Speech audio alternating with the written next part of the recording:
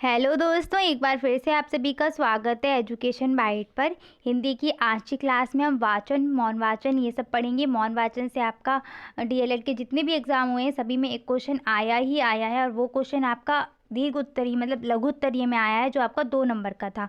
तो मौन वाचन को बहुत अच्छे से तैयार कर लेना, और सस्वर और मौन वाचन में अंतर भी पूछा जा सकता है, तो दोनों को ही अच्छे से समझ लीजिएगा। ठीक है, सिलेबस के लिए परेशान नहीं होना है। इसके बाद आपका एक पत्र वाला चैप्टर पढ़ा हुआ है, और उसके बाद विराम चिन्ह, दोनों को मैं करवा दूंगी और आपका हिंदी का सिलेबस खत्म हो जाएगा। ठीक है, मैथ्स के लिए परेशान मत होइए, आज से मैं स्टार्ट कर दूंगी और रेगुलर आपको मैथ की वीडियो मिलती रहेगी। ठीक है, सारा सिलेबस कराने के बाद फिर हम कंटिन्यू उसको रिवाइज करते रहेंगे मैथ्स को। ठीक है, तो मैथ्स के लिए परेशान नहीं होना है। जिन सब्जेक्ट का रह गया है उनका हम जल्दी जल्दी आपका फिनिश करवा देंगे। ठीक है, एग्जाम की बात रही आपकी, तो वो नवंबर के स्टार्टिंग से आप समझ सकते हो कि या तो नवंबर में एग्ज़ाम होगा या फिर नवंबर के लास्ट तक आपका एग्ज़ाम पहुंच जाएगा। ठीक है, लास्ट नवंबर या नवंबर की शुरुआत में, बीच में आपका मतलब टोटल नवंबर में ही आप देख सकते हैं। तो उसी हिसाब से आप अपनी तैयारी करते हुए चलिए। ठीक है, स्टार्ट करते हैं। वाचन, वाचन क्या है? तो वाचन का मतलब ही क्या है? बोलना। जैसे मैं बोल रही हूँ तो मैं क्या कर रही हूँ? वाचन कर रही हूँ। लिखित भाषा को देखकर पढ़ना या बोलना ही वाचन कहलाता है। वाचन आपका 2 प्रकार का होता है, एक क्या है? सस्वर वाचन, और दूसरा क्या है? मौन वाचन। ये आपने लास्ट सेमेस्टर में पढ़े भी थे। सस्वर वाचन में क्या होता था? स्वर के साथ पढ़ना, स्वर के साथ बोलना, और मौन वाचन में क्या होता है? मन में बोलना। जैसे हम कोई भी विषय वस्तु को लर्न कर रहे हैं, रिवाइज कर रहे हैं, तो हम क्या मन में बोलते हैं। और छोटे बच्चों को वही चीज़ अगर हम याद करवाते तो उनको बोलते हैं ना कि आप लोग बोल बोल कर पढ़िए तो जल्दी याद होगा। तो वही है, बोल बोल कर चीज़ों को पढ़ना सस्वर वाचन, और मौन अपने मन में पढ़ते हुए जाना, वही है मौन वाचन। अब बात करें सस्वर वाचन की, तो सस्वर वाचन हम समझ ही गए हैं कि क्या है? स्वर सहित वाचन करना।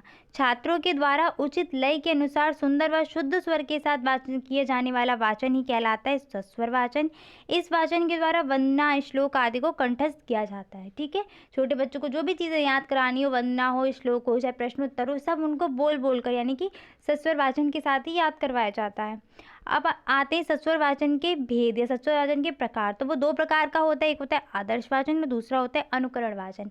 आदर्श वाचन आपका शिक्षक के द्वारा किया जाता है, और जो अनुकरण वाचन होता है वो बालक करते हैं, बच्चे करते हैं शिक्षक को देखने के बाद। यानी अनुकरण मीन्स है क्या? दूसरे की नकल करना। अगर एक तरीके से आप समझो तो अनुकरण में होता क्या है? सामने वाला जो भी करेगा उसको ही देखकर हम वैसा करते हैं।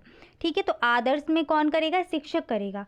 तो शिक्षक द्वारा किया जाने वाला वाचन क्या कहलाता है? आदर्श वाचन, क्योंकि यह वाचन बालक है तो आदर्श रूप में होता है। अब इस वाचन में होगा क्या?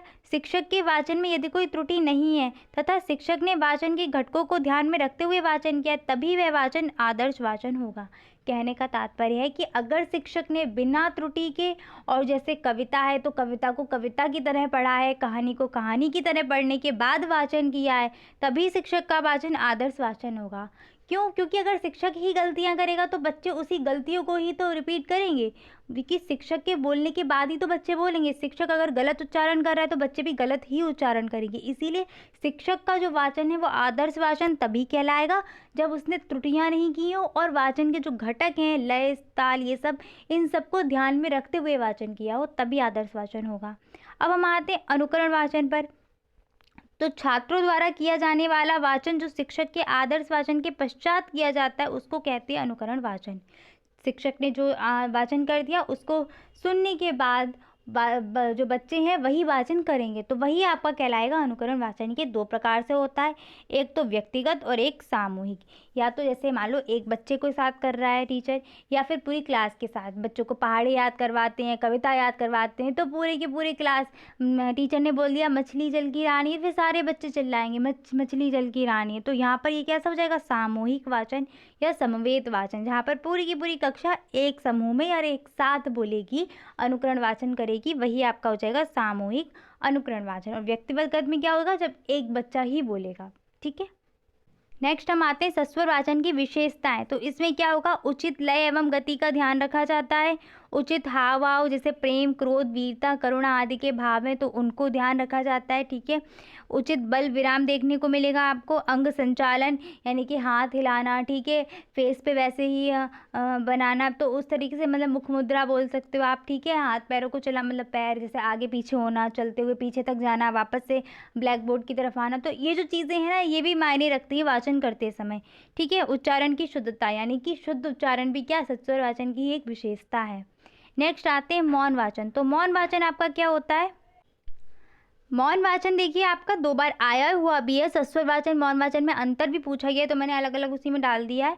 लिखित सामग्री को मन ही मन बिना स्वर किए चुपचाप पढ़ना ही आपका क्या कहलाता है? मौन वाचन कहलाता है। मन ही मन उस चीज़ को पढ़ते रहना। ये आपका 2 प्रकार का होता है, एक होता है द्रुत वाचन और एक होता है गंभीर मौन वाचन।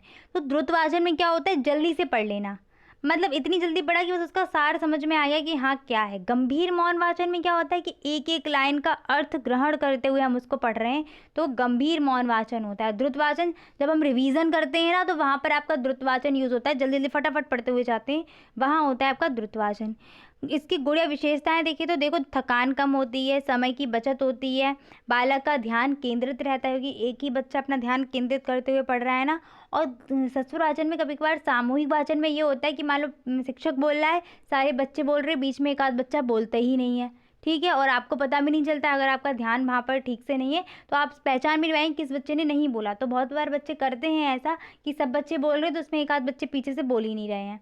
तो इसमें क्या होता है, वहाँ ससुर में काफ़ी बच्चे ध्यान भी केंद्रित नहीं करते, इधर उधर ध्यान लगा देते हैं कि सब तो बोल ही रहे हैं, आवाज़ तो जा ही रही है, तो फिर हम क्यों बोलें। ऐसे ही जो आपका मौन वाचन है, इसमें क्या है, बच्चा खुद ही पढ़ेगा, स्वयं पढ़ेगा, तो उसका ध्यान केंद्रित रहेगा, वो खुद भी अर्थ को ग्रहण करना सीख जाएगा कि जो भी पैराग्राफ दिया है, जो भी पंक्तियाँ दी हैं, उनका अर्थ निकालना उसको धीरे धीरे आ जाएगा, ठीक है।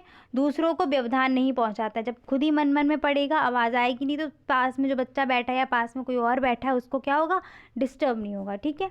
नेक्स्ट आते हैं मौन वाचन के उद्देश्य और महत्व। ये आपका बहुत ही इंपॉर्टेंट है, देखिए आपका पूछा भी गया है, ये हर बार एग्जाम में आया हुआ है।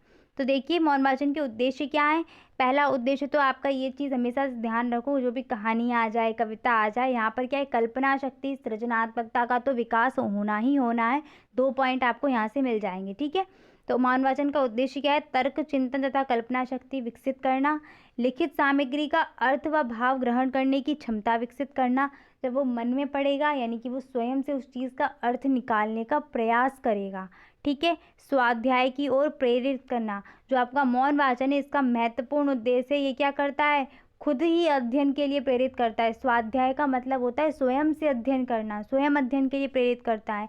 शब्द सूक्त के भंडार में वृद्धि करना, तो ये तो सभी का उद्देश्य, चाहे कहानी आ जाए चाहे कविता आ जाए, ये सभी में आपको पॉइंट मिलेगा। वहाँ पर क्या है, काफ़ी सारे वर्ड आते हैं ना आपके, मतलब काफ़ी सारे वर्ड आने के बाद आप उन सब शब्दों को सीखेंगे, उनका अर्थ लेंगे, तो आपके जो शब्द भंडार होगा ऑटोमेटिक क्या होगा, वो बढ़ता जाएगा, काफ़ी सारे शब्दों का अर्थ आपको पता चल जाएगा। स्टार्टिंग में तो आपको सारे शब्दों के अर्थ नहीं पता होते हैं, लेकिन क्या है, धीरे धीरे जब आप पढ़ते जाएंगे तो आपके शब्द भंडार में क्या होगी, वृद्धि होती जाएगी, नए नए शब्दों को आप सीखते जाएंगे कि हाँ इसका मीनिंग ये होता है, इसका ये होता है। नेक्स्ट आते विभिन्न शैलियों से परिचित कराना। जो आपकी कविता हो गई, कहानियाँ हो गई, उपन्यास हो गए, निबंध हो गए, संस्मरणात्मकता, काफ़ी सारी शैलियाँ भी तो यूज़ होती हैं हिंदी में, तो आपको जो विभिन्न शैलियाँ होगी उन सब से परिचित होते जाएंगे जब आप स्वयं से मौन वाचन करते जाएंगे, ठीक है। ऐसी नेक्स्ट क्या है, समय, गति, शक्ति, स्मरण। इसमें भी क्या है, ये बहुत ही महत्वपूर्ण है, आपका समय की भी बचत हो जाती है, ठीक है। शक्ति भी कम लगती है इसमें, और याद भी रहती हैं चीज़ें। 2-3 बार पढ़ते रहोगे अपने मन में, ध्यान केंद्रित रहता है इसमें। जब ध्यान केंद्रित रहेगा तो आपकी स्मरण शक्ति भी बढ़ेगी, और वो चीज़ क्या है, काफ़ी समय तक आपको याद रहेगी, ठीक है। तो यह इतना इम्पॉर्टेंट था आपका मौन वाचन में, बहुत ही इंपॉर्टेंट है, इसको बहुत अच्छे से तैयार कर लीजिएगा, ठीक है। इस चैप्टर से आपका एक क्वेश्चन आया ही आया है, वो भी 2 नंबर में, ठीक है। तो जो जो चीज़ें आपकी पता होती हैं कि इनसे प्रश्न आना ही आना है, उन चैप्टर को बहुत अच्छी तरीके से तैयार करते हुए चलिए, ठीक है। मिलते हैं नेक्स्ट क्लास में। आपका पत्र लेखन वगैरह है तो वो करवा देंगे। उसके बाद आपके कुछ विषय हैं, जैसे गाय पर निबंध आ सकता है।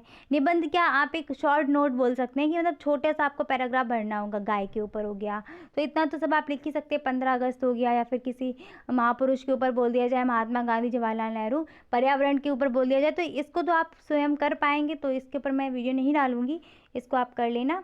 मिलते हैं नेक्स्ट क्लास में। Thanks for watching and please like share and subscribe my channel. Bye bye, take care.